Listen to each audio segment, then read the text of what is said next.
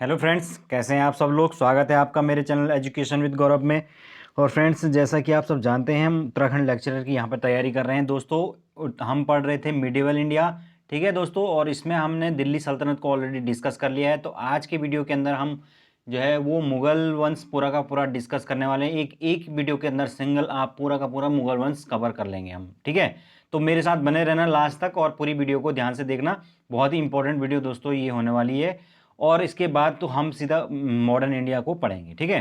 तो I hope आप लोग जो है वीडियो को देखेंगे लास्ट तक, स्किप मत करना वीडियो को और पूरे ध्यान से मेरे साथ बने रहना।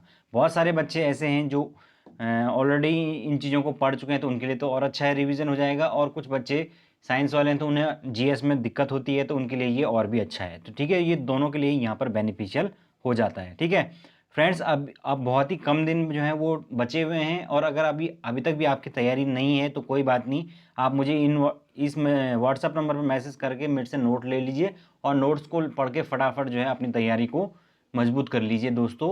अभी भी आपके पास 10 से 15 दिन का टाइम है, इसमें जितना कुछ आप कर सकते हैं आप कर सकते हैं, ठीक है। तो फ्रेंड्स, यही मौका है और इसके बाद ये मौका चला जाएगा। और प्रीलिम्स नहीं हुआ तो उसके बाद तो आप जानते हैं आपका सब्जेक्ट चाहे कितना भी अच्छा है उसका कोई मतलब नहीं है, ठीक है। तो आप मुझे अभी भी नोट्स के लिए कांटेक्ट कर सकते हैं। उसके अलावा दोस्तों, अभी तक आपने टेलीग्राम ग्रुप ज्वाइन नहीं किया तो उसे ज्वाइन जरूर कर ली। उसका डिस्क्रिप्शन में मैंने लिंक डाल डाल दिया, ठीक है। और आप लोगों ने टीचिंग एप्टीट्यूड जो है उसकी जो मैंने मास्टर वीडियो बनाई है वो जरूर देख लेना, जो मैंने कल अपलोड की थी। बहुत सारे बच्चों ने वो देखी भी है और पसंद भी की है। अगर नहीं देखी अभी तक तो जाकर देख लीजिए उसको। और फ्रेंड्स, उसके अलावा जो है वो टीचिंग एप्टीट्यूड का अगर आपको रिवाइज करना है तो उसकी भी प्लेलिस्ट पूरी बनी हुई है, तो वहाँ पर जाके उसको पूरा का पूरा रिवाइज कर लीजिए और आप पूरा का पूरा अपने टॉपिक्स को दोबारा से देख लीजिए, ठीक है। तो चलिए दोस्तों, शुरू करते हैं हमारा आज का सेशन। और जैसे कि हम बात कर रहे थे कि आज हम जो है पूरा का पूरा मुगल वंश जो है डिस्कस करने वाले हैं, ठीक है। तो चलिए शुरू करते हैं हमारा आज का सेशन। तो हम मुगल काल या मुगल वंश को डिस्कस करेंगे, जो कि 1526 से लेकर पूरा का पूरा 1857 तक आपका चला था, ठीक है। तो इसके अंदर आपका पूरा का पूरा मिडिवल जो है हिस्ट्री का आधा पोर्शन तो यही है पूरा, ठीक है ना। पहला वाला जो है हमने दिल्ली सल्तनत तक डिस्कस कर लिया था, ठीक है। तो चलिए दोस्तों शुरू करते हैं हम। आप तो सब इसमें जो मुगल वंश है उसमें सबसे पहले आप जानते हैं कि बाबर आता है, ठीक है। 1526 से लेकर 1530 ईस्वी तक जो है इसने शासन किया है। अब इसके शासनकाल में क्या क्या हुआ ये सबसे पहले आपको याद रखना है कि यह मुगल वंश का संस्थापक था और ये फरगना का शासक था, ठीक है ना। तो फरगना अफगानिस्तान में एक शहर है, वहां से ये आया था और वहां का ही शासक था। 12 वर्ष की जो आयु थी उसमें इसने 1494 को बाबर में फरगना की जो है गद्दी पर बैठ गया था। तो लगा लीजिए आप, मात्र 14 साल की उम्र में बाबर फरगना की जो गद्दी है उसको उसने संभाल लिया था, ठीक है। और ये दोस्तों अलग अलग वंश थे इसके, मतलब पिता की तरफ से ये तैमूर वंश का था और माता की तरफ से ये चंगेज खां के वंशज था, ठीक है। तो इस तरीके से ये यहाँ पर 12 वर्ष की आयु में ही इसने गद्दी संभाल ली थी। फिर आपका आप जानते हैं कि भारत में जो है उस टाइम पर लोधी वंश का शासन चल रहा था। 1518-19 में जो है इसने भारत के ऊपर पहला आक्रमण किया, ठीक है ना। और उस टाइम पर यहाँ पर कौन था, इब्राहिम लोधी। तो बाबर ने जो है यहाँ पर पहले सब 1518-19 में पहला आक्रमण किया। यहाँ पर उसने झेलम नदी के तट तक वो पहुंचा और बाजौर और भेरा इनको उसने जीत लिया। और इसी युद्ध के दौरान जो है बाबर ने सबसे पहले जो तोप और बंदूक थी उनका प्रयोग किया था। तो ये पूछा जाता है तोप और बंदूक का प्रयोग सबसे पहले किस युद्ध में हुआ था, तो वो इसी युद्ध में हुआ था दोस्तों सबसे पहले, ठीक है ना। यहाँ पर बाबर के जीत में कहीं ना कहीं इन तोप और बंदूकों का भी बहुत बड़ा योगदान था। उसके बाद आप सब जानते हैं कि इसने जो है आगे जो अटैक किया वो किसके खिलाफ था, बाबर और इब्राहिम लोदी के खिलाफ था। और इब्राहिम लोदी इनके बीच में हुआ, और कब, 1526 में।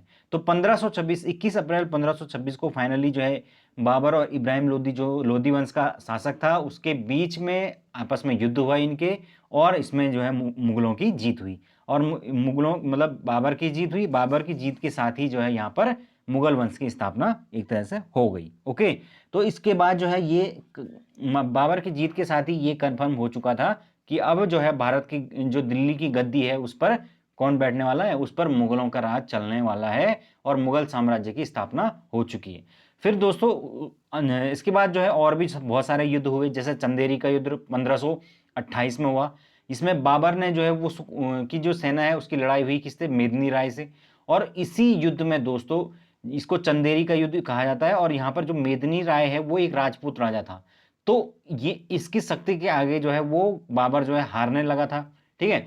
लेकिन इसने फिर क्या किया, अपने जो सैनिक हैं उनमें जोश भरने के लिए जिहाद का नारा दिया, कि इसने कहा कि ये जो हैं ये काफिर हैं और इनके खिलाफ जो है हमें क्या करना है, जिहाद करना है, ठीक है। तो इस तरीके से जो है बाबर ने पहली बार जो है वो जिहाद का नारा दिया, और जैसे ही उसने ये नारा दिया उसके सैनिकों के अंदर एक जोश भर गया, और फिर उसने आराम से जो है वो मेदिनी राय को युद्ध में मार डाला, ठीक है। इस तरीके से जो है बाबर ने यहाँ पर जीत प्राप्त की। आगे फिर 1529 में जो है घाघरा का युद्ध होता है।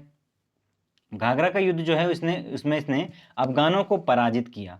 तो जो अफगान शक्ति थी वो भी अभी तक जो है मजबूत थी, तो उन अफगान जो शक्तियां थी उनको भी पराजित किया, और जल और थल दोनों में ही ये युद्ध लड़ा गया था। तो भारतीय इतिहास में जो है वो यह पहला युद्ध था जो जल और थल दोनों पर लड़ा गया था। कौन सा, ये घाघरा का युद्ध जो 1529 में बाबर का हुआ था अफगान से, ठीक है ना। तो अफगानों में यहाँ पर जो वैसे शासक थे छोटे मोटे, जैसे महमूद लोदी, इस तरह के जो शासक थे वो यहाँ पर राज कर रहे थे, तो इन्हीं से इसकी लड़ाई चली, और बाबर का यह अंतिम युद्ध भी था। इतना सा आपको याद रखना है। उसके बाद जो है बाबर का जो है दोस्तों, बाबर के तोपची का नाम आपको याद रखना है, जो जिसका नाम था उस्ताद अली और मुस्तफ़ा, ठीक है। तो इस तरीके से दोस्तों ये था बाबर। और बाबर की जो आत्मकथा है आप जानते हैं किस किस नाम से जाना जाता है, तुजुक ए बाबरी के नाम से उसको जाना जाता है, और उसको हम क्या कहते हैं, बाबरनामा भी कहते हैं, ठीक है ना।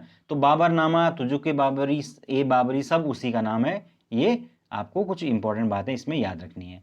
फिर उसके बाद जब इसकी मृत्यु हुई 1530 के अंदर, तो इसकी जो इच्छा थी कि मुझे वापस जहाँ पर मतलब मेरा जन्म हुआ है वहीं मुझे दफनाया गया, तो इसकी जो अस्थियां थी उसको उसकी इच्छा के अनुसार ही काबुल ले जाया गया और वहीं पर इनको दफनाया गया, ठीक है।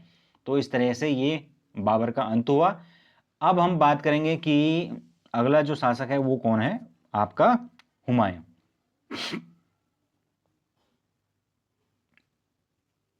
हाँ, तो चलते हैं दोस्तों, नेक्स्ट हमारे पास है हुमायूं।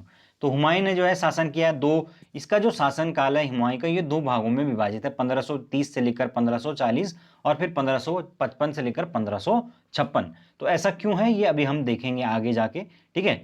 तो फ्रेंड्स, ये हुमायूं कौन था, ये बाबर का ज्येष्ठ पुत्र था, यानी कि सबसे बड़ा जो बेटा था वो कौन था, आपका हुमायूं था।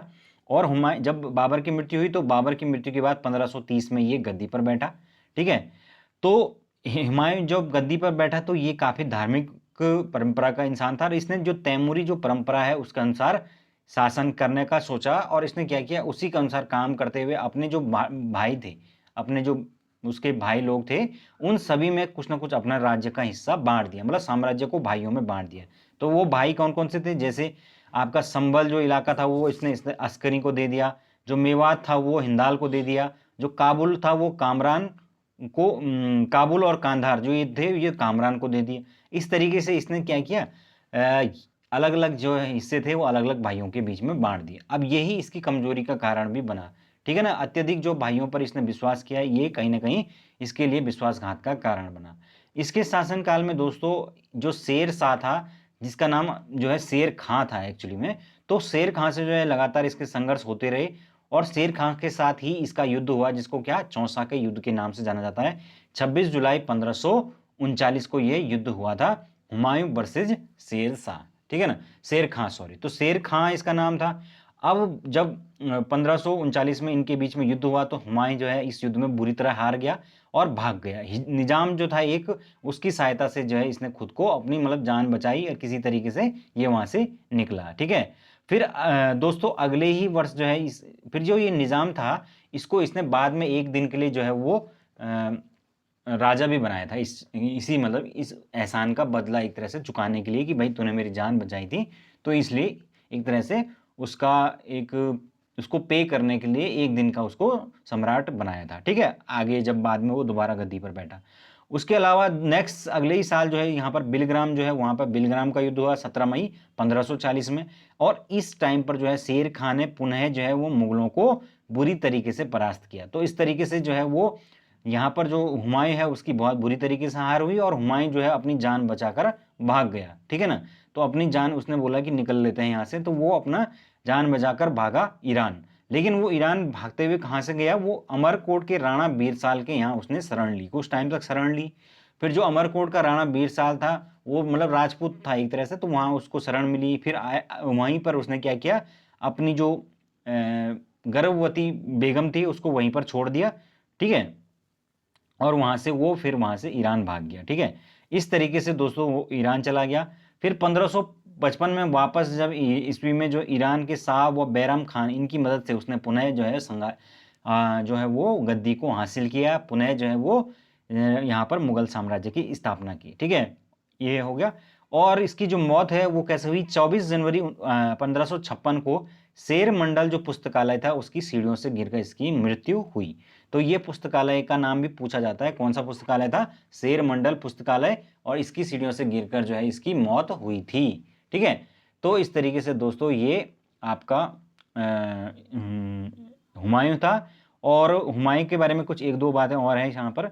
दीन पनाह जो है नामक जो जगह है वहां पर इसने राजधानी को बसाया था, ठीक है। तो दीन पनाह कहाँ पर है, यमुना तट के किनारे है दीन पनाह, ठीक है, वहां पर इसने राजधानी को बसाई।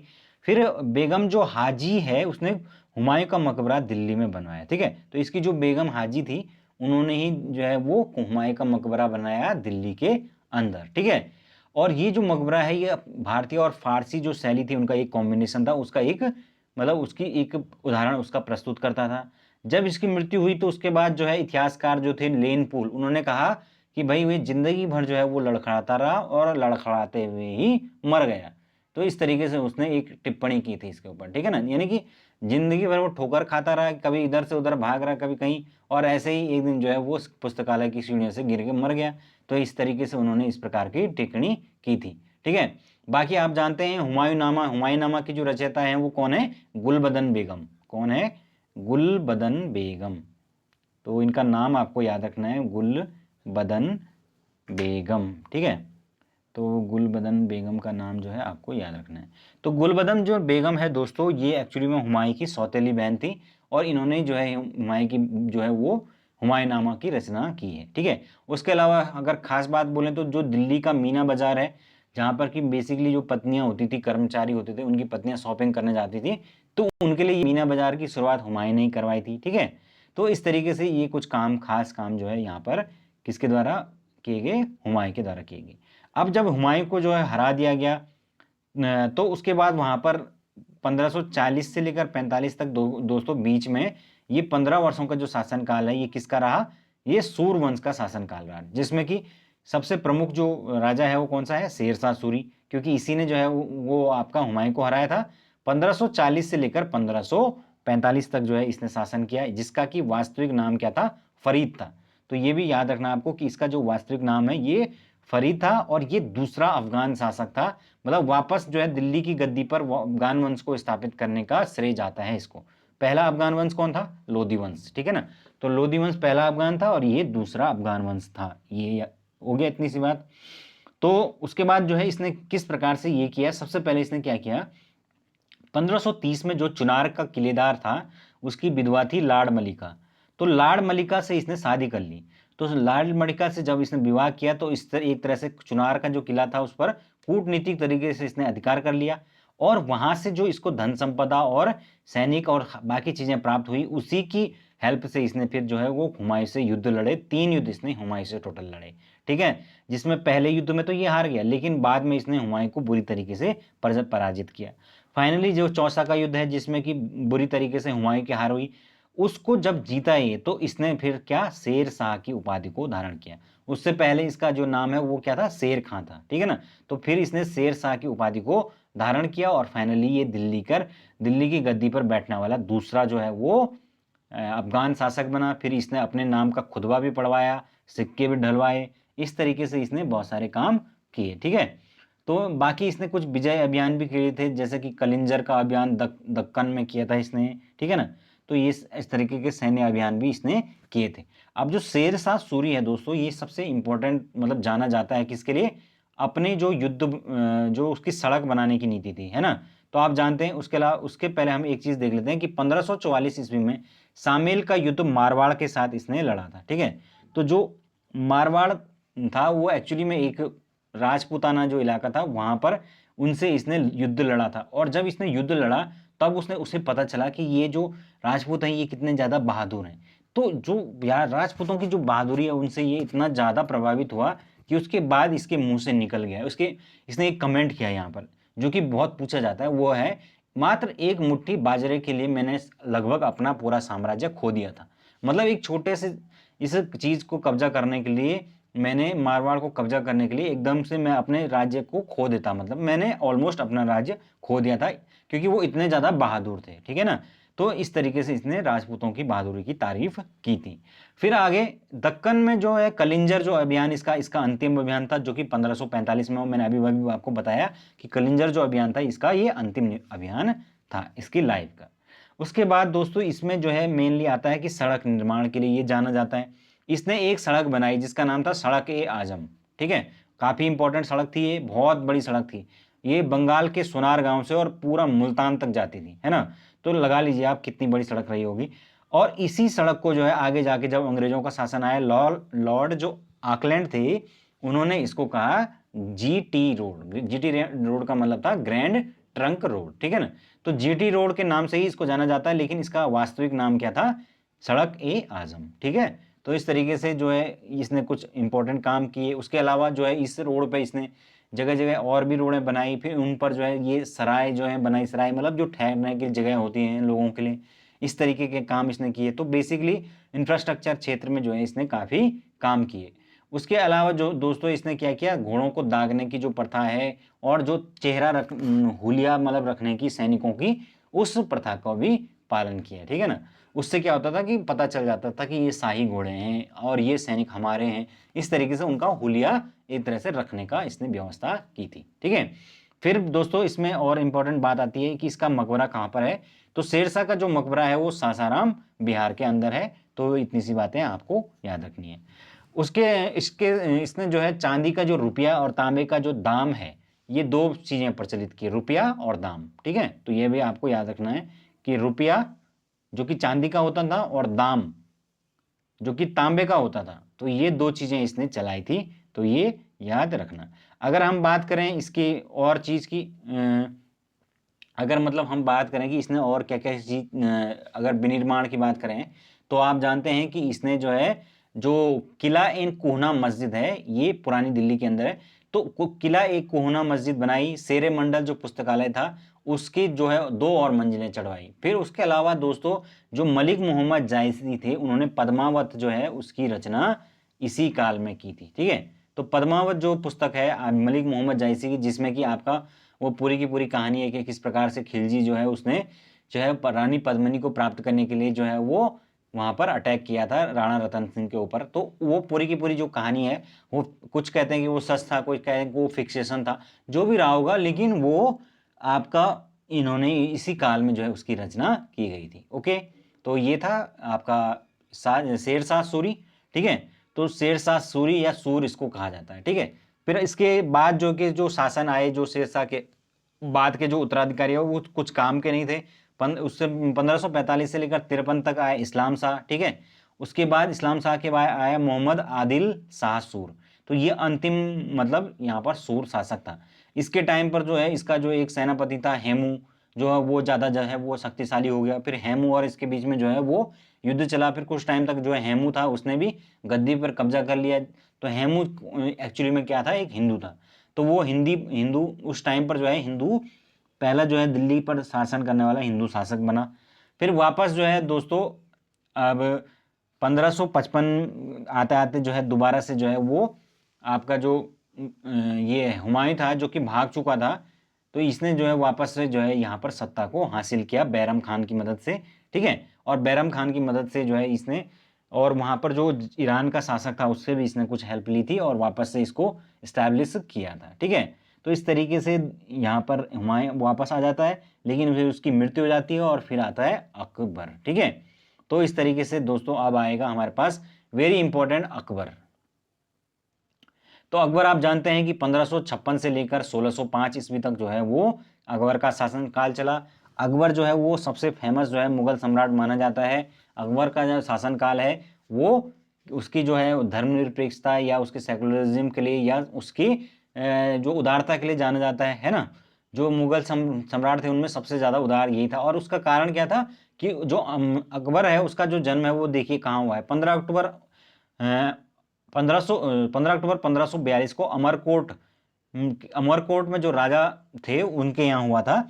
एक्चुअली में जो जब शेर ये जो हुमायूं था ये ईरान भाग रहा था तो ये अपनी वाइफ को अमरकोट के राणा बीरसाल के यहाँ छोड़ के गया था। तो जो वो वाइफ थी वो कौन थी, हमीदा बानो बेगम। तो हमीदा बानो जो बेगम है उन्हीं का जो पुत्र है वो है अकबर। तो इसका जो जन्म है वो राजपूताना में हुआ था, अमरकोट के राणा बीरसाल के यहाँ, ठीक है। फिर आपका जो इसका राज्य से अभिषेक हुआ वो कलानौर में हुआ, जो कि हरियाणा के अंदर है, 14 फरवरी 1556 के अंदर।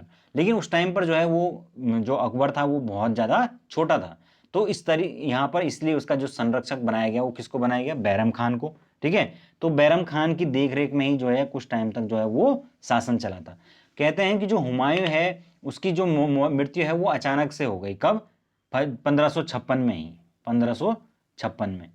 तो 1556 है उसमें लगभग जनवरी के आसपास जो है वो हुमायूं की मृत्यु हुई। अब हुमायूं की मृत्यु के बाद ये हुआ कि भाई अगर हमने अचानक से जो है ये खबर बाहर फैल गई तो फिर क्या होगा, शासन में विद्रोह हो सकता है, अचानक जनता के अंदर विद्रोह फैलने की आशंका हो सकती है।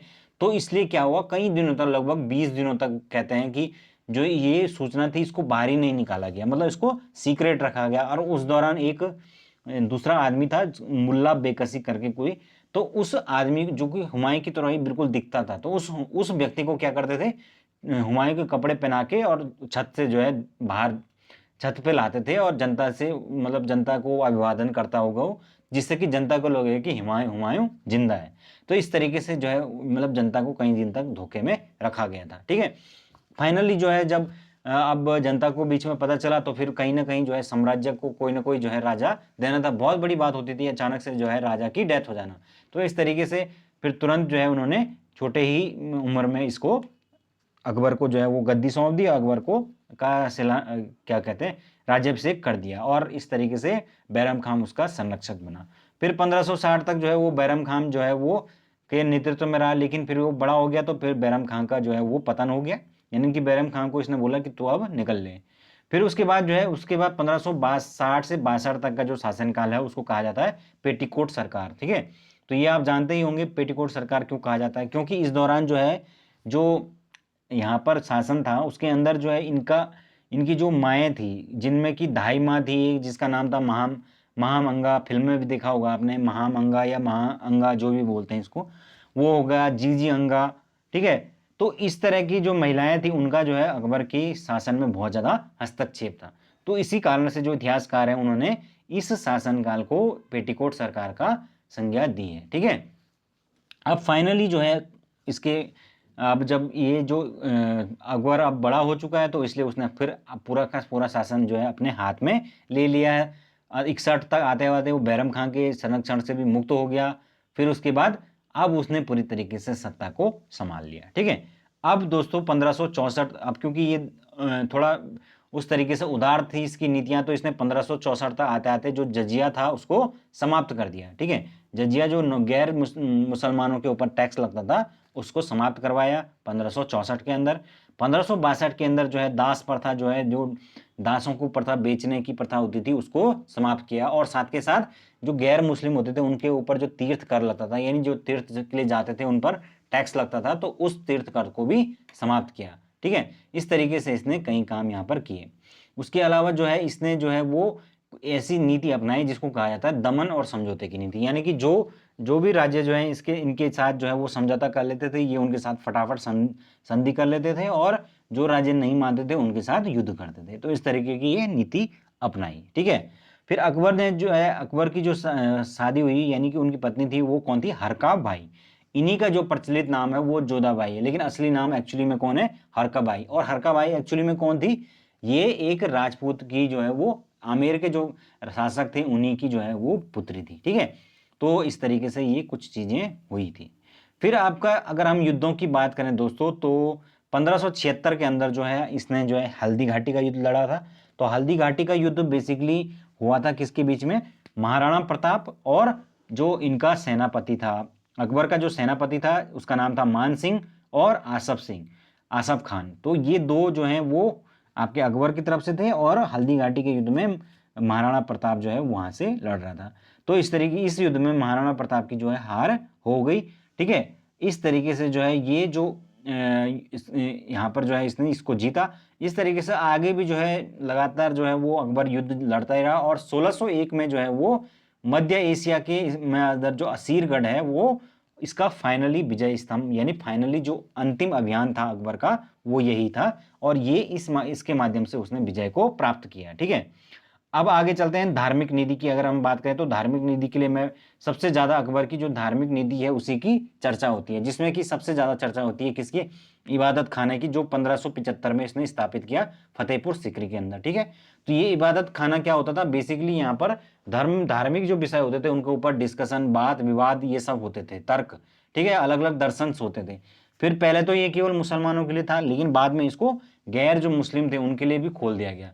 तो फिर गैर मुस्लिम जो संत थे वो भी धीरे धीरे यहाँ पर जाकर जो है वो वाद विवाद करने लग गए, ठीक है। जिसमें कि अलग अलग नाम, जैसे जैन धर्म से जिनेन्द्र सूरी, हरिविजय सूरी, पारसी धर्म से दस्तूर मेहर, ईसाई से जैसे इका बिका क्या क्या थे वो, और हिंदू धर्म से कौन कौन गए, पुरुषोत्तम और देवी, इस तरीके के जो संत थे वो गए। और ये बेसिकली क्या करते थे वहाँ पर ये दिन रात जो है वो डिस्कशन करते थे कि किस धर्म में क्या चीज़ अच्छी है, उस पर तर्क करते थे, वितर्क करते थे। ये सब चीज़ें वहाँ पर होती थी इबादत खाने के अंदर, ठीक है। फिर जो है इसने शुरू किया महजरनामा। तो महजरनामा ये था कि जिसमें उसने 1579 के अंदर अपने आप को सुल्तान ए आदिल घोषित कर दिया, यानी कि उसने घोषित कर दिया कि सबसे बड़ा जो है वो अदालत मेरी है, और जहाँ पर जितने भी धर्म के मामले होंगे उसमें सबसे ज़्यादा जो बड़ा फैसला है वो मैं ही दूंगा, ठीक है ना। एक तरह से उलेमा वर्ग को अलग कर दिया था। फिर है दीन ए इलाही, ये अलग ही इसने धर्म चलाया था 1582 के अंदर, ठीक है। यानी कि जो इसने इतने सारे ये रिसर्च की थी पहले धर्मों के ऊपर, तो उसका कुछ ना कुछ परिणाम तो निकलना ही था। तो वो हौच पौच करके इसने एक अजीब सा धर्म बनाया, उसका नाम था दीन ए इलाही। और ये जो दीन ए इलाही थी इसको अकबर का जो खास आदमी था बीरबल, उसने जो है आप इसको स्वीकार किया, पहला हिंदू था जिसने ये धर्म को स्वीकार किया था, ठीक है। इस तरीके से इसने कुछ काम किए थे। उसके अलावा अकबर की बात करें तो जो तुलादान की, पायबोस हो गया, झरोका हो गया, दर्शन, ये परंपराएं इसने शुरू की थी। तुलादान में आप जानते हैं क्या होता था कि राजा के वेट के बराबर जो दान, सोना चांदी और बाकी चीज दान की जाती थी। पायबोस में मतलब पैरों पर पड़ के जो है वो सजदा किया जाता था। झरोका मतलब जिसमें राजा जो है ऊपर से आकर दर्शन देते थे। तो ये सब काम जो है वो उस टाइम पर शुरू किए गए, ठीक है। उसके अलावा नवरोज जो त्यौहार होता था ये भी मनाना शुरू हुआ। फिर आपके 1574 में घोड़ों की को दागने की प्रथा, सैनिकों का हुलिया रखना, ये सारे काम जो है इसने शुरू करवाए। फिर जो एक और फेमस चीज जो है पूछी जाती है वो है दहसाला व्यवस्था, ठीक है ना। तो दहसाला व्यवस्था क्या थी दोस्तों, इसमें जो है वो 1580 के अंदर ये शुरू की गई थी। पहली बात तो यह याद रखनी है आपको। दहसाला पद्धति बेसिकली ये होती थी कि जो पिछले 10 साल के जो कितना प्रोडक्शन हुआ है उस चीज का जो है एक एवरेज निकाल देते थे किसी भी किसान का या किसी भी परिवार का, और फिर हर साल जो है उसको उसको जो भी उसका जो रेवेन्यू, जो भी उसकी मतलब कमाई होती थी या जो भी उसका फसल उत्पादन होता था उसका 1/10 भाग जो है उससे वसूला जाता था। तो इसी को कहा जाता था दोस्तों दहसाला व्यवस्था, ठीक है। तो ये दहसाला व्यवस्था जो है वो टोडरमल बंदोबस्त के नाम से जानी जाती है, क्योंकि टोडरमल जो है इसने शुरू किया था, ठीक है। और भूमि मापने के लिए इसने एक अलग ही जो है पैमाना भी शुरू किया जिसको गज ए इलाही के नाम से जाना जाता है, ठीक है। तो गज ए इलाही के नाम से किसको जो पैमाना है वो किसने शुरू किया, अकबर के दरबार में टोडरमल ने शुरू किया। तो ये कुछ बातें हैं, इंपॉर्टेंट बातें जो कि हमने अभी डिस्कस कर ली हैं अकबर के बारे में, ठीक है। और हाँ, एक और चीज रह गई है इसमें, वो थे अकबर के नवरत्न। जो आप जानते हैं अकबर के जो दरबार थे उसमें फेमस नवरत्न भी हुआ करते थे जो कि अलग अलग चीजों में एक्सपर्ट हुआ करते थे। जैसे कौन कौन से थे वो, अबुल फजल थे, ठीक है। तो अकबर जो नामा है उसकी रचना अबुल फजल ने की, आप जानते हैं, ठीक है। उसके अलावा टोडरमल जो अभी हमने बात कर ही ली, ठीक है। टोडरमल खास आदमी था, ये जो है वो डिपार्टमेंट के काम देखता था। फिर आपका दहसाला पद्धति के लिए फेमस है टोडरमल। फिर आपका मान सिंह था, ठीक है। तो मान सिंह हुआ, बीरबल हुआ, तानसेन हुआ जो संगीत के लिए फेमस था, जिसकी उपाधि क्या थी, कंठ क्या थी, कंठाभरण,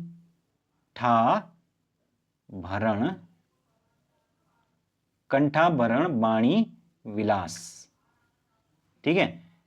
तो फ्रेंड्स कंठाभरण बाणी विलास की जो है जो उपाधि थी वो थी किसकी, तानसेन की। ठीक है, तो इस तरीके से ये भी था। उसके अलावा फिर एक और था, क्या नाम है उसका, अब्दुल रहीम खाने खाना था, फिर फैजी था, फिर मुल्लादे प्याजा, और फिर आपका हकीम कुमा हुकाम।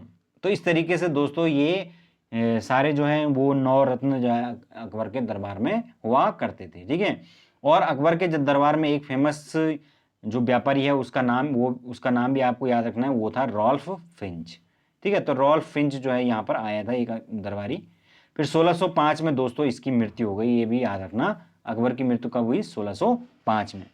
तो इस तरीके से ये आपका कुछ चीजें थी। अब अकबर की मृत्यु के बाद जो है वो शासन आया किसके पास, सलीम के पास, यानी कि जहांगीर के पास 1605 से 1627 में। अकबर का जो लड़का था वो कौन था, सलीम था। जो अकबर है उसको प्यार से सेखू बाबा के नाम से बुलाता था। लेकिन ठीक है, लेकिन अब जो है लास्ट में जो है इसने ही यहाँ विद्रोह कर दिया था। तो इसीलिए अकबर के जो अंतिम दिन थे वो काफी दुख भरे गुजरे थे। ठीक है, अब जो जहांगीर है दोस्तों 1605 के ईस्वी में जो है अकबर की मृत्यु के बाद जो है उसका जो है पुत्र जो है सलीम गद्दी पर बैठा। सलीम ही क्या है, जहांगीर है। और इसका जो राज्याभिषेक है दोस्तों वो आगरा में हुआ था। तो ये सबसे इंपॉर्टेंट बात है। और इसका जो पूरा नाम है वो भी याद रखना है, वो था नूरुद्दीन मोहम्मद जहांगीर। ओके, तो इसको प्यार से जो है वो अकबर कहता था सेखू बाबा। ठीक है, तो आपने देखा होगा सीरियल में भी, है ना। उसके अलावा नेक्स्ट है आपके पास खुसरो। तो इसने जो खुसरो था दोस्तों, उसको सबसे पहले जब सिंहासन पर बैठा था इसने पहला काम यही किया कि जो जहांगीर का पुत्र था, अपना बेटा जो कि विद्रोह कर रहा था, उसको इसने पकड़ा और इसको अंधा करवा दिया, जिसका नाम था खुसरो। फिर उसके बाद इसने क्या किया, गुरु अर्जुन देव जो सिखों के गुरु थे, 5वें गुरु थे, उनको क्या किया, फांसी पर लटका दिया। और उसका कारण क्या था कि उन्होंने जो है इस खुसरो की सहायता की थी। ठीक है, तो इसलिए उसको फांसी पर लटका दिया। फिर उसके बाद 1611 ईस्वी में जो है इन्होंने विवाह किया किससे, मेहरुनिसा से। ठीक है, तो शादी की किसकी, जहांगीर ने मेहरुनिसा से, जो बाद में किस नाम से जानी गई, नूर महल या नूरजहां के नाम से जानी जाएगी। तो नूरजहां का नाम आपने सुना ही होगा, वही बहुत ज्यादा फेमस है नूरजहां। ठीक है, तो नूरजहां जो है वो बाद में कहलाई, लेकिन उनका असली जो नाम था वो था आपका मेहरुनिसा। ठीक है, इस तरीके से आपको ये बातें कुछ याद रखनी है। फिर 1617 में इसने जो खुर्रम था उसको के नेतृत्व में एक अभियान चलाया अहमदनगर, मतलब साउथ में ये अभियान चलाया। और वहां पर अहमदनगर में मुगलों की, अहमदनगर का जो शासक था और मुगल थे उनके बीच में एक संधि हुई। ठीक है, तो यहाँ पर ये जो खुर्रम था बेसिकली ये कौन था दोस्तों, यही आगे जाके जो है वो इनका जो अगला शासक है वो बनेगा। मैं अभी बताऊंगा वो कौन है। ठीक है, तो अगला देखिए, शाहजहां जो है उसने खुर्रम को शाहजहां की उपाधि दी थी। तो ये मैं बात करना चाह रहा था कि जो खुर्रम है, जब वो उसने इस प्रकार से जो है काफी अपनी जो है एक एबिलिटी को साबित किया, तो फिर जो है उसको शाहजहां की उपाधि जो है उसके जहांगीर के द्वारा प्रदान की गई कि भाई तुमने अपनी एक एबिलिटी को प्रूव किया है। फिर आसफ खान जो है उसकी पुत्री थी कौन, अर्जुमन बानो बेगम। तो ये आसफ खान जो है उसकी पुत्री थी, और इस पुत्री का जो विवाह है वो फाइनली इसने क्या कर दिया, इससे विवाह कर दिया किसने, जहांगीर ने।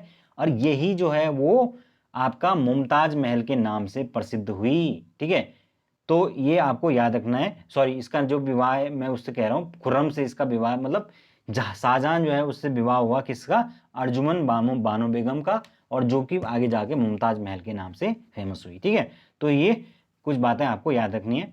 फिर एक और चीज इसमें पूछी जाती है कि जो पहला अंग्रेज था वो कौन यहाँ पर आया था। तो जो कैप्टन हॉकिंस है वो पहला अंग्रेज था दोस्तों जो यहाँ पर दरबार के अंदर पहुंचा था, किसके, जहांगीर के दरबार में। और जहांगीर के जब दरबार में ये पहुंचा तो इसने जो है आपका तर्किश में बात की, और यहाँ पर जो अब इनकी खुद की लैंग्वेज थी अरबी थी, नहीं अरबी नहीं, फारसी, सॉरी। ठीक है, तो फारसी और टर्किश में जब इसने बात की तो इस तरह एक तरह से जो ये राजा था उसको काफी प्रभावित किया। ठीक है, तो राजा जब इससे प्रभावित हुआ कैप्टन हॉकिंस से, तो उसने इसको क्या किया, खुश होकर 400 का मनसब प्रदान किया। मनसब बोले तो एक तरह से वो जमींदारी टाइप की बोल सकते हैं आप, जमींदारी थी वो। तो वो उसको प्रदान किया, इंग्लिश खां की उसको उपाधि की दी, बोला कि ये इंग्लिश खां है। ठीक है, इस तरीके से इसने कुछ प्रमुख काम किए। इस टाइम पर दोस्तों पुर्तगाली जो थे उन्होंने तंबाकू की खेती जो है भारत के अंदर शुरू की थी। तो जो तंबाकू है उसके खेती जो है यहीं पर इसी टाइम पर शुरू की थी। हालांकि इसने इस पर बाद में जो है बैन भी लगा दिया था। ठीक है, इस तरीके से फाइनली 1627 ईस्वी के अंदर जहांगीर जो है उसकी मृत्यु हो गई। ये बात आपको याद रखनी है। आगे चलते हैं दोस्तों। आगे हमारे पास नेक्स्ट है आपका शाहजहां। शाहजहां 1627 से लेकर 1658 ईस्वी तक जो है वो इसका शासन चला शाहजहां का। ठीक है, 24 जनवरी 1628 को आगरा की गद्दी के ऊपर ये बैठा। ठीक है, तो ये कुछ इंपॉर्टेंट बात आपको याद रखनी है कि शाहजहां जो है सबसे पहले तो गद्दी पर कब बैठा, क्योंकि सबसे ज़्यादा तो इंपॉर्टेंट आपको डेट जब पहले की याद रहेगी तब आप क्रम वाइज उसको याद रख सकते हैं। तो 1628 को आगरा की गद्दी पर बैठा शाहजहां। 1633 ईस्वी में जो है अहमदनगर को इसने मुगल साम्राज्य के अंदर मिलाया। ठीक है, ये मतलब विजय अभियानों के अंदर था। फिर गोलकुंडा की जो संधि हुई उसके बाद औरंगजेब जो है उसको इसने दक्षिण का सूबेदार बना दिया। तो औरंगजेब जो है दोस्तों इसका लड़का था और उसको इसने साउथ में जो है वो बेसिकली सूबेदार बनाया। औरंगजेब के जीवन के 25 वर्ष जो है वो साउथ में ही गुजरे।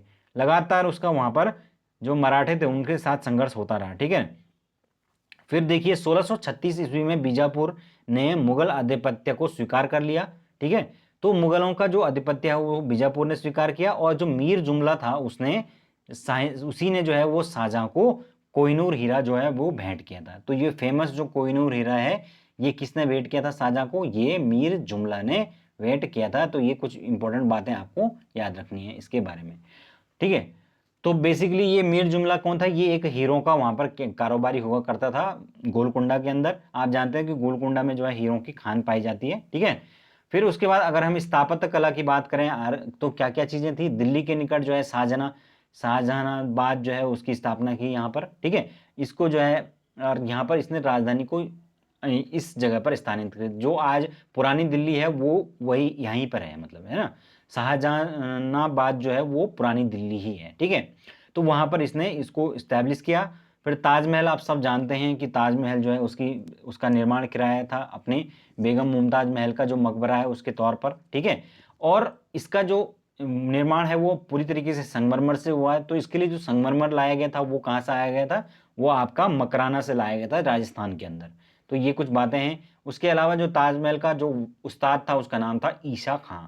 तो ये भी कुछ इंपॉर्टेंट बातें इसके बारे में याद रखनी है। तो इसका जो काल है आप जानते हैं स्थापत्य कला का स्वर्ण काल जो है मध्य युग में माना जाता है। जो लाल किला है उसका निर्माण किया, दीवाने आम दीवाने खास ये सब बनाया। उसके अलावा जो है आपका आगरा के अंदर जो है मोती मस्जिद बनाई, दिल्ली में जामा मस्जिद बनाई। स्थापत्य कला का स्वर्ण काल कहा जाता है। भारतीय, ईरानी व मध्य एशिया का जो वास्तुकला है उन सभी का समन्वय इसके टाइम पर देखा जाता है। सारी जो कलाएं हैं वो एक तरह से मिक्स हो गई थी इसके टाइम पर, और तभी जो है इतने सुंदर सुंदर जो है वो यहाँ पर बिल्डिंगें या इमारतें बन पाई। ठीक है, जो कि अभी तक जो है वो ऐसी की वैसी हैं, ऐतिहासिक जिनको कहा जाता है। ठीक है, तो ये चीज़ें थी। अब हमने ये यहाँ तक जो है पूरा पढ़ लिया है दोस्तों। अब अंतिम जो मुगल बादशाह है जो फेमस है वो है औरंगजेब। ठीक है, तो औरंगजेब का शासनकाल हम देख लेते हैं कि औरंगजेब का शासनकाल के अंदर क्या क्या चीज़ें हुई थी। दोस्तों यहाँ पर सबसे पहले बात याद रखना कि जो शाहजहां था उसके चार बेटे थे। कौन कौन से? दारा शिकोह, शाह शुजा, औरंगजेब और मुराद। तो ये जो चार बेटे थे इनके बीच में जो है लगातार, और तीन पुत्रियां भी थी, जहां आरा, रोशन आरा और गौहर आरा। ठीक है, इस तरीके से ये टोटल इसकी फैमिली थी। अब शाहजहां के जीते जी ही इनके जो बच्चे हैं इनके बीच में एक सत्ता के लिए जो है उत्तराधिकार के लगातार संघर्ष चलता रहा। हालांकि जो है शाहजहां सबसे बड़ा जो है वो आपका दारा था। तो दारा को ही जो है वो नियुक्त किया किसने? शाहजहां ने अपना उत्तराधिकारी। लेकिन बाकी लोग थे वो भी महत्वाकांक्षी थे, तो इसलिए समय समय पर इनके बीच में युद्ध होते रहे। लगातार जो है युद्ध चलते रहे, कई सालों तक जो है उत्तराधिकार का एक तरह से संघर्ष चलता रहा, जिसमें फेमस है आपका बनारस का युद्ध 1658 में, जिसमें कि शाह शुजा और दारा इन दोनों के बीच में लड़ाई चल रही थी, दारा सिखों के बीच में।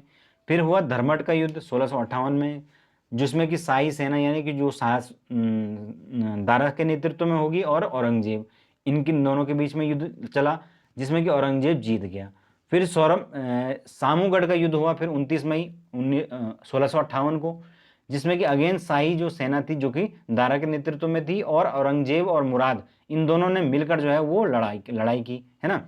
हाँ, पहले वाले में जो है वो वो पूरी तरीके से इनको हटा नहीं पाए थे। तो इस बार उन्होंने दोनों ने, औरंगजेब ने बोला मुराद को कि चल तू मेरे साथ आ जा, एक तरह से मिला लिया। अब यहाँ पर जो है वो पूरी की पूरी जो है पॉलिटिक्स चलती थी। जो बहनें थी वो भी किसी न किसी की साइड हुआ करती थी। जैसे कि जहाँ आरा थी तो वो दारा की साइड थी, रोशन आरा थी वो औरंगजेब की साइड थी, और जो गौहर आरा थी वो मुराद की साइड थी। तो कहीं ना कहीं एक कूटनीति थी भाई, जो जिसके साथ संबंध जिसके अच्छे होंगे तो वो उसकी साइड लेता था। तो सब एक चाहते थे कि भाई अपना ही जो खास आदमी है वो बन जाए राजा, है ना। तो इस तरीके से ये संघर्ष लगातार चलता रहा।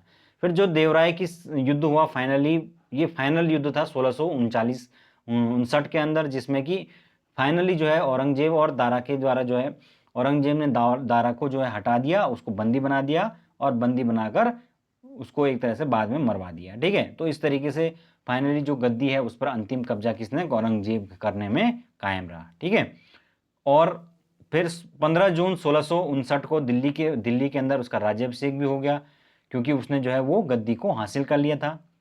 अगर हम इसकी धार्मिक नीति की बात करें तो धार्मिक संकीर्णता की नीति के लिए जो है औरंगजेब जाना जाता है, क्योंकि इसने इस्लामी जो कानून है उन्हीं के अनुसार जो है जो उलेमा वर्ग है उन्हीं के सलाह के अनुसार जो है कानून बनाए, उन्हीं के अनुसार चला। तो इस्लाम के अनुसार ये कुरान को ही इसने अपना बेसिकली आधार बनाया, और उसी के अनुसार जो है इसने फिर अलग अलग जो है वो टैक्स जो है वो लगाए। ठीक है, अगर हम बात करें इसने, तो इसने जो है वो सबसे पहले तो जो संगीत है अपने दरबार के में जो संगीत था वो उस पर बैन लगा दिया। जितने भी संगीतज्ञ थे उनको अवकाश दे दिया, छुट्टी दे दी, भाई छुट्टी, तुम कोई यहाँ पर रहोगे नहीं। ठीक है, लेकिन ये खुद क्या बजाता था, बीणा बजाता था, ये भी एक बहुत बड़ी बात है। अगर हम बात करें कि अगर मुअत्तिब नाम का जो अधिकारी था वो उसकी भी नियुक्ति कर दी, तो ये अधिकारी बेसिकली यही काम करता था कि चेक करता था कि जो सारे लोग हैं वो शरीयत के अनुसार जो है उसका पालन कर रहे हैं कि नहीं कर रहे हैं। फिर 1665 के अंदर इसने बहुत सारे जो हिंदू मंदिर थे उनको तोड़ने का आदेश दिया। ठीक है, जिसमें कि बनारस का जो हिंदू काशी विश्वनाथ का मंदिर था, सोमनाथ का मंदिर था, ये सारे मंदिर तोड़ने का इसने आदेश दिया। फिर 1679 ईस्वी के अंदर इसने जजिया जो था उसको पुनः लागू कर दिया। जो जजिया था जो कि अकबर के टाइम पर हटाया गया था उसको वापस से इसने लागू कर दिया। ठीक है, तो जजिया जो है ये अलग अलग रेट होता था, गैर मुस्लिम जो होते थे उनसे लिया जाता था। ठीक है, और जो मुस्लिम होते थे उनसे खराज लिया जाता था, ये भी याद रखना। अगला देखिए, 1686 ईस्वी में जो है बीजापुर, और 1687 ईस्वी में गोलकुंडा, इन दोनों को इसने जीता था। तो बीजापुर और गोलकुंडा जो है उसको जीता इसने अलग अलग टाइम पर, 86 और 87 में। फिर अगर हम बात करें कि इसमें एक और खास बात थी औरंगजेब की, कि इसके शासनकाल में सबसे ज़्यादा हिंदू जो है वो मनसबदार हुए हैं। तो सबसे ज़्यादा जो हिंदू मनसबदार हुए हैं वो इसी के काल में हुआ, 33% तो हिंदू मनसबदार थे। तो यहाँ पर एक तरह से तो इसकी नीति जो है वो गैर मुस्लिमों के प्रति संकीर्ण थी, लेकिन दूसरी तरफ जो है ये उदार भी था, है ना। इसीलिए इसको क्या कहा गया, जिंदा पीर कहा गया। ठीक है, ये देखिए मैंने यहाँ भी लिखा हुआ जिंदा पीर, क्योंकि ये उदार भी था कहीं ना कहीं। ठीक है ना, चारित्रिक गुणों से वो उदार था। फिर आपका दिल्ली का जो है लाल किला है उसमें मोती मस्जिद जो है उसका निर्माण इसने करवाया। उसके अलावा बीबी का जो मकबरा है वो औरंगाबाद में इसने बनाया। बीबी का मकबरा बेसिकली अपनी जो वाइफ थी उसकी जिद पर इसने बनाया, मतलब उसने कहा कि मुझे भी जो है वो जैसे मुमताज महल का मकबरा है, ताजमहल उसी तरीके का चाहिए। तो इसने बोला कि ठीक है भाई मैं बना देता हूँ। तो इसने बीबी का मकबरा जो है बेसिकली ताजमहल की नकल करने के लिए बनाया था, लेकिन वो नहीं बन पाया उस तरीके से। ठीक है, तो इसीलिए जो है इतिहासकार कहते हैं कि ताजमहल की बेवकूफ़ाना जो है वो नकल थी है। ठीक है ना। फिर 3 मार्च 1707 को जो है इसकी मृत्यु हो गई अहमदनगर में, और इसका जो मकबरा है वो औरंगाबाद के अंदर है। ठीक है, तो इस तरीके से दोस्तों ये औरंगजेब का शासन खत्म हुआ। अब औरंगजेब की मृत्यु के बाद जो पोस्ट इसके बाद के शासक आते हैं दोस्तों वो कुछ खास नहीं है। ठीक है ना, उसमें जो है उसके बाद जो है वो मुगल साम्राज्य का पतन का दौर शुरू हो गया, और लगातार जो है बहादुर शाह प्रथम आए, फिर जहांगीर शाह, इस तरीके से फर्रुख सियर, मतलब कुछ खास जो है इसके बाद शासक नहीं है। और अंतिम जो मुगल बादशाह है उसका नाम तो आप जानते ही हैं, क्या है, बहादुर शाह जफर। ठीक है ना, तो बहादुर शाह जफर द्वितीय, जो कि 1857 की मतलब की जो क्रांति है उसके बाद तक जो है ये बना रहा, 1858 तक इसका शासन रहा। फिर अंग्रेजों ने इसको पेंशन दे के छुट्टी पर भेज दिया। इस तरीके से यहाँ पर मुगल साम्राज्य जो है लगातार चलता रहा, 1857 तक लगभग चलता रहा, उसके बाद पूरी तरीके से खत्म हो गया। ठीक है, तो ये था दोस्तों आज मुगल साम्राज्य। अब नेक्स्ट वीडियो के अंदर हम सीधा सीधा मॉडर्न जो इंडिया है उसको डिस्कस करेंगे। आई होप आपको आज का वीडियो जो है वो पसंद आया होगा। अभी के लिए इतना काफ़ी है। Thank you so much. Good night.